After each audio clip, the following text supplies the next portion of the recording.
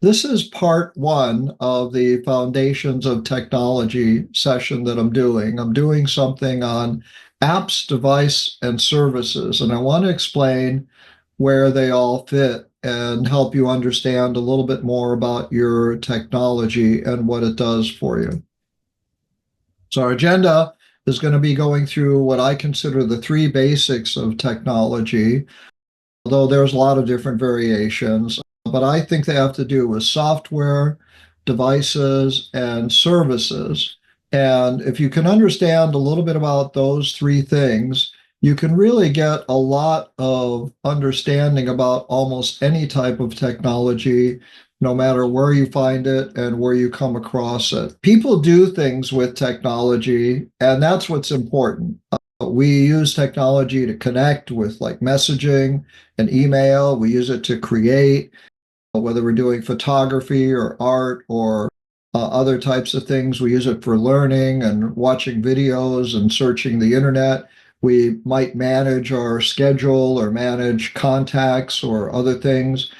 We might use it to schedule travel, and we might use it for work and productivity, and we use it for entertainment. There's obviously a lot more to what we can do with technology, but it's what we do with it that really makes it valuable to us. If we couldn't do any of these things, we probably wouldn't care that much about using technology and getting better at using it as we go along. And so those are some important things to keep in mind as we go through it. Now, how we do these is with software applications and devices and services. And so I'm going to explain each of these things today. And then in future sessions, we'll go into a little bit more about how the cloud works with all of these things together and how ecosystems work together. So part one is software apps. Software apps are digital tools that give us the ability to do things. If we want to cook a meal, we might need a cooking pan, a frying pan, a bowl, a mixer, a spoon. Those are the tools we use to cook. If we're trying to make something, sew some fabric, make a design out of cloth. We might need a scissors, a needle, a thread. If we're trying to build something out of wood, or we might need clamps and saws and other things. So software apps are tools that give us the ability to do things, and that's what human beings are really great at. There's some common ones you're all familiar with, things like your calendar, your mail, your messaging, your camera, maps, and browsers. And a lot of these are things we use every day, day in and day out. We might not use all the capabilities of them, but they're really, really common, and we take advantage of them all the time. There's other applications that are out there as well, like social media and shopping and entertainment, streaming services. Maybe you draw or write, maybe you have specific applications you might use for work or use with government benefits or other things like that. So you want to be able to take advantage of those tools and make sure that they're available for you as well. The simplest way to explain an app that I've come up with is that it's a recipe. If you were trying to tell somebody how to make a sandwich, maybe a turkey and ham and cheese or whatever your favorite sandwich is, and they had no exposure and had never seen what a sandwich was, they'd never seen a slice of bread, they'd never seen a knife or a fork or anything like that, you would have to give them step-by-step instructions for everything you needed to do to make that sandwich. And software apps are instructions like recipes, only they aren't instructions for people. There are recipes for our computers and technology, but that's basically what every software application does, is it gives your computer a set of instructions that tells it what to display on the screen, how to display it, what menu items people can click on, how to modify something, what things should go on in the background, how to send something out over to the internet. These are all instructions that apps are giving our computers, and they're basically recipes for our technology. For an app to work, it needs to run on a device. A recipe is great, but if you don't have the food and the utensils to make it, you can't really make a sandwich, can you?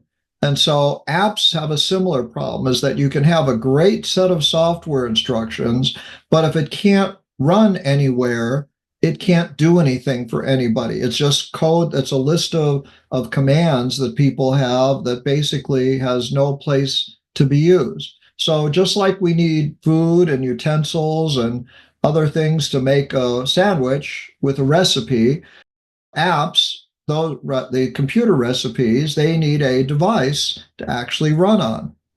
So devices are the next step in our foundation. And a device is something physical, and it can be a variety of things. So we're going to just talk about some basics here of devices. It's things you touch and hold. And a device is what makes the app work. The apps work on the device and they make the device do something. Without applications, devices are pretty much dumb. They don't really have a lot of intelligence. We'll talk about some things that make devices work. So you've got a lot of devices. We get more and more devices. We have a smartphone. We have a tablet. We might have a computer. We might have a smartwatch. We might have a game system. We might have smart things like personal assistants that we talk to, or even a smart washing machine or a smart TV, but they're all devices, and software makes these things work. Software tells them what to do. Software tells them how to put something on the display, what to do, what things we can do with them. And so, but they're the physical things that run our software applications. Device hardware isn't as complicated as you might think. There are a lot of things that people have added to it, but the basics are a brain, the processor. This is the part of the computer or device that says, oh, I can understand what you mean when you say, put this letter on the screen in this location. I can understand what you mean when you say, draw this line. I can understand what you mean when you make a particular area of your screen a certain color. Those are the things that the processor, the CPU, is doing. It's interpreting the commands of the software. There's another part of a device is typically called fast memory. In computers, it's called RAM, random access memory, and it's very fast memory. It means that the brain and the RAM can communicate with each other and they can exchange information. Faster memory like RAM is a little more expensive, and so most computers come with maybe some gigabytes of RAM that is available, but it's meant to be really fast, and as a result of being fast, it has a little higher price as a result of that. But there's also something called storage. Storage can be a physical unit, but it's typically called a disk drive. It might be a rotating platter. It might be solid state memory, but as a place that keeps things that you need to use on your computer. And that's where the apps sit when they're not being used. And so storage moves them into fast memory, and then your processor can use the information and the applications to make the instructions work. And so those are the basics, three things that you'll typically find in every kind of device you have. Now, in some cases, the fast memory and the storage are one type of memory. It makes a device more expensive. That's one reason why smartphones are more expensive, is that they have fast memory and storage that's pretty much all the same for the most part. So they have something that's called solid state memory, which is really fast, and they're able to access it really well. But most computers and most devices will have some kind of processor, some kind of memory that's a little bit faster, and some place for storing things like a disk drive or slower memory that is less expensive. And that's what makes a device. So everything you have in your home or you use is a device. Even your car is a device now. So things we didn't think about as devices before, are devices. When you have a smart TV, it has a processor and it has some memory and storage in it. When you have a microwave oven that you press a button one for a minute and it has a program that runs, it's doing this inside of it. So these processors have just infiltrated everything in our lives and all the products we use. There's another part of devices as well, and those are things that communicate with people. People can't talk directly to a processor. People need things like a display, a mouse, a trackpad, a keyboard, a touchscreen, microphone, speakers. That's what people need because those are our senses that we use. And so those are things that are part of devices that people use. But technically, you don't really need any of this in order to have a device that can run a set of instructions. So if you think of something like a robot or a vacuum, automatic vacuum, it might have an application that we use, but the device can vacuum the carpet on its own without needing to have a display, a mouse, a keyboard, touchscreen, microphone, or speakers, right? So there's an example of a device that doesn't really have a user interface except maybe through an app on a smartphone. There's another type of software called the operating system. It's a set of instructions as well.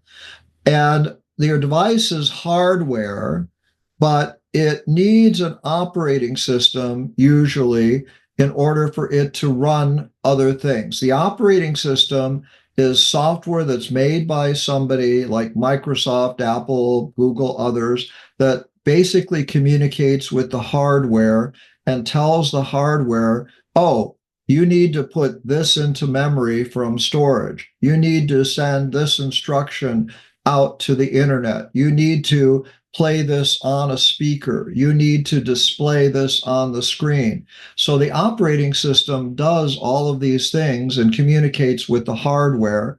And it really makes it easy for people to use computers because operating systems are really well made now. So here's some examples of devices with operating systems. Windows computers are Windows computers, but they aren't always made by Microsoft. Microsoft makes Windows, but Windows can also be used on HP, Dell, Lenovo. If you went and bought an HP computer or a Lenovo or an Ace or anything like that, and it didn't have Windows on it, you would be pretty hard pressed to make it do anything, right? So the operating system gives that hardware some capabilities. Apple makes the iPhone and the iPad with the iOS operating system. They make the MacBook and the iMac and Macs with Mac OS. Google makes Android for places like Samsung. Imagine you had a Samsung phone, but it didn't run Android. It was just, and you had to figure out a way to get it. It'd be like trying to make that hardware do anything for you. It simply can't do anything without an operating system. And then Google also makes Chrome OS, which is used very commonly in K through 12 schools. So these are some common devices that have a combination of an operating system and the hardware. And that's typically what you will find with most technology is you'll find some kind of combination of basic software. It's more basic in a microwave. It's more basic in a device like Amazon's Assistant. But it's there, and makes it possible for that device to actually function. Now, apps are these things that tell our devices what to use. So we've got our hardware, and we're kind of building a little bit of a layer cake here. We've got our hardware. We've got our operating system that communicates with the hardware and tells it, though, you've got a display, you've got a keyboard, you've got a mouse. When somebody moves the mouse on their desk, do this with your cursor. The operating system does those basic tasks for you. But applications sit on top of the operating system. And some operating systems, like the ones from Microsoft and Google and Apple, they include some apps that are really common, like web browsers. A web browser is an app that comes with almost every operating system. But, for example, your Amazon Assistant doesn't include a web browser. It includes a speaker and a microphone, and it's able to interact with you that way. And it also includes the ability to go out to the internet. So the operating system was made specifically for that kind of device. So the operating system makes sure that apps don't have to always know much about the hardware. So if you're Windows, for example, and you have a Windows computer, and Windows is made to run on Lenovo or it's made to run on HP, and if you're an app developer, for example, that makes, say, Adobe Photoshop, as an example, you don't have to make your app run on every particular hardware device out there. You just have to make your app run on an operating system like Windows, and every place that runs Windows will be able to run your application. So app developers work together with operating systems, and they don't have to think as much about the hardware as they might need to otherwise. A long time ago, before we had our modern operating systems, app developers had to develop for specific types of hardware, but they don't have to do it anymore. They can develop for an operating system. So when you have a combination of hardware and operating system, you can say, oh, I want an app that works on Windows. I want an app that works on Apple. I want an app that works on Chromebooks. And the apps are made, and that's how they describe whether they work on. There are some apps, even in the Apple environment, that work on a Mac and they work on an iPhone, but they may not work on a tablet or a watch, for example. And so you find that some apps work on lots of devices, some apps work on some devices, but apps are made for operating systems.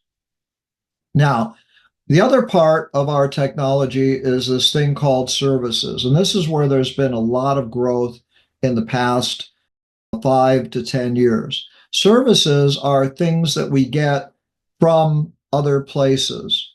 And services can be a resource. So, for example, you might have a piano in your home, but you could also go to a concert and listen to a performance of somebody playing a piano. You don't need to own the piano. You don't need to know how to play the piano, but you can listen and enjoy the benefit of somebody doing it. You might own a car, but you might not do your own repair. You go to a service organization that does the repair. You might need medical care. You go to a physician or medical office or hospital to get medical services. You might want to order food. You could make your own food and buy it, or you can go to a restaurant and order food, and you can order it based on the kinds of services that restaurant orders. So services are resources. We take advantage of a lot of services in our daily lives already, but in technology, services are strictly a way to get technology services that aren't available from us. Things like your email is a service that you are getting. Your Gmail account, your Yahoo account, your Hotmail account, that email account is run by somebody else for you, and they give you the service of having an email address. Your phone and your cellular plan, your ability to make phone calls on it through a cellular tower, your phone network and your cellular provider gives you a service to do that. Your internet provider, which is commonly called an internet service provider, they give you the ability to connect and get out to the internet from your home. You might have a cloud service from somebody like Apple or Google or other, Microsoft or somebody. They're giving you a service that's available to you that is not a device.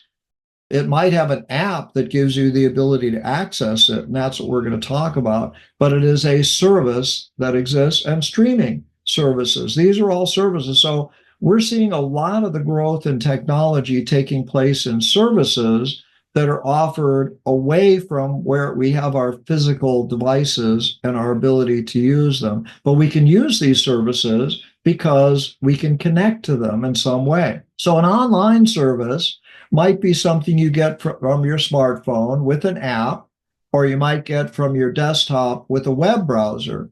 But what makes it possible to use it is this thing called the internet. We are able to connect our devices and our applications and our operating systems to the internet in order to be able to use something like a cloud service that might have some data associated with it. So a website, when you use a website, for example, and you're working with your computer, you're working with your browser app, Chrome or Safari or Edge or Firefox or whatever, and maybe you want to do some online banking.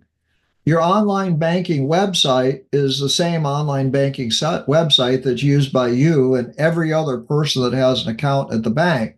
Your login information is different and your data is different because it keeps track of your data separately from everybody else's account. But you're able to get from your computer browser through the internet to online banking and get to the data that is available in that online banking. Your browser is the app that you're using to go to the web.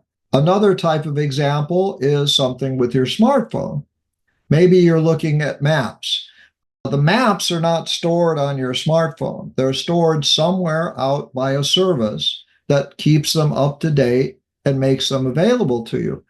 So you might have a maps application like Google Maps or Apple Maps or something else that's out there. But with an internet connection, you can get to a service in the cloud called a map service. Like Google Maps, they're a map service. They have an app on your smartphone. That app can communicate over the internet to the map service so it can get directions. It's designed to work with the map service out in the cloud. So it takes advantage of that capability and it gets to the data that that map service makes available for you, all of the roads and information and places that are available. So we use a lot of things that are a service that are provided for us. And if you think of a map as a service, it really is a service. We don't have to call somebody and say, hey, how do you get to this Starbucks? I'm looking for coffee. How do you get to this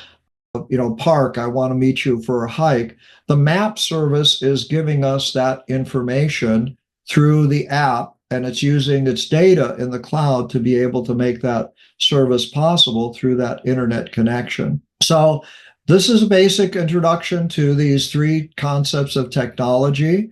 We've got software apps, which are the recipes that tell our devices what to do.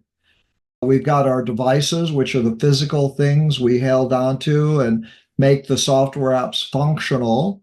And we've got services that are out there that make it possible for us to get to resources that we might not have on our physical presence. We might not have an app that does something. We might not have a device that has data in it for what we might need to use, but by being able to take advantage of services out on the internet, and the fact that all these three things work together has given us a lot of capabilities for technology. So basically, we've got these three parts of our foundation that I want to set up for you. And what you do is the most important thing. You can buy a device because you want a device. You can buy a computer monitor that's 50 inches. You can buy a smart TV that does things, but what do you really want to do with it? Why do you really want these technologies? You want to connect. You want to be able to send messages. You want to be able to make phone calls. You want to be able to share things on maybe social media. You might want to create something. Maybe you write, maybe you draw, maybe you take photographs. Those are all things that you can do with this technology. You want to learn, you want to watch YouTube videos or instructional videos from other places. You want to learn like here at Tech Explorer community where the videos are available later. Maybe you want to manage information. You want to keep a list of books you've read, or you want to keep an inventory of household items, or you want to take care of your finances and other things. If you want to work, you're doing work activities. You can travel, you can book travel, you can research travel, you can plan travel through tools that you do on your smartphone and computer. You can do work if you want to and be productive and create and design and produce output for people no matter what you might need. And then you can get entertainment. So these are just some of the many things that we do, but anytime you want to do something, you'll need an app that'll do that. Some of the apps come within our operating systems, but some are apps that you would acquire and purchase or download for free, depending on the pricing, and you would install them on your device to be able to use them. And some of these apps might work just with your device. Some of them might be a service that you get. So, for example, Netflix is an entertainment application, but it's also a service. So if I said, oh, I like using Netflix, well, you kind of know that, gee, I'm not using Netflix just with my device. You used to have to get DVDs in order to watch videos. Now you can get that DVD from the Netflix service and you have access to an entire library of things. You have the ability to do these things because we have gotten more used to being able to connect, use applications that not only work on our device, but they also work with services that are increasingly part of the app. My advice to people on technology is pretty basic.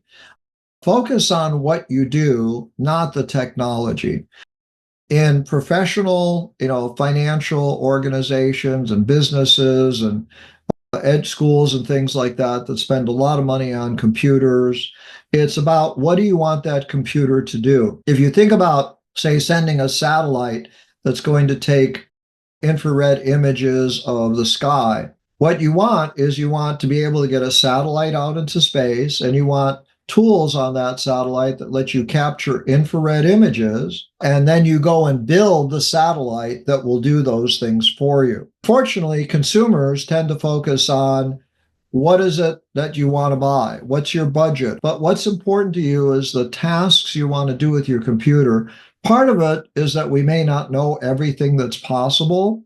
When Apple had 20,000 apps for their app store was when they had their advertising campaign. There's an app for that. Well, there's over 1 million apps for Apple devices. There's over 1 million apps for Android. There's thousands and thousands of apps that'll do a lot of the same things. They're a little bit different, but what you want to do with it is what's important, not necessarily the technology. If you know what it is you want to do, you can find the technology that will fit. And fortunately, our phones and our computers and our tablets, our consumer devices are very versatile. They will do many, many things because you can get applications that will change the function of that device based on the application you choose to use. Familiarity helps a lot. Familiarity and repetition. You're learning something new and you do it once, you may not remember exactly how you did it if you don't do it frequently. So practicing doing the same thing several times will get you more familiar with it. If you have to write it down, that helps. But the more familiar you are with a piece of software, particular device, how it works, or other things, the more you'll be able to come up to speed faster on using it. I remember days when a lot of people didn't know how to use Zoom, and now a lot of people are much more comfortable using it because they're more familiar. But even then, software companies have a trick of adding things to functionality that you may or may not recognize. And sometimes they change menus around on us to make things more functional or easier or more enhanced. And that familiarity can kind of get in the way. But if you use something more regularly, you'll be more familiar with it. The other trick I have is if you have a friend that you can learn with or a group, like, we have a group here at Tech Explorer Community that we kind of use to share things and people post comments and other things. But learning with a friend and sharing, advice with a friend and tips with a friend is a great way to learn more and more about technology. And I recommend you find a technology buddy, just like a swimming buddy. You're not supposed to swim alone. You can learn technology on your own, but learning it with a friend makes it really more useful and helpful. That kind of summarizes what I have to say for today about my part one of the foundations of technology. Wanted to give you some basics of what's available, what you can do, what you can understand about apps and devices and services. And next week, we're going to take a look at clouds and cloud services, because that's a more involved area. We'll take a look and explore those types of capabilities. But I want to thank you all for being really a great audience. And thank you again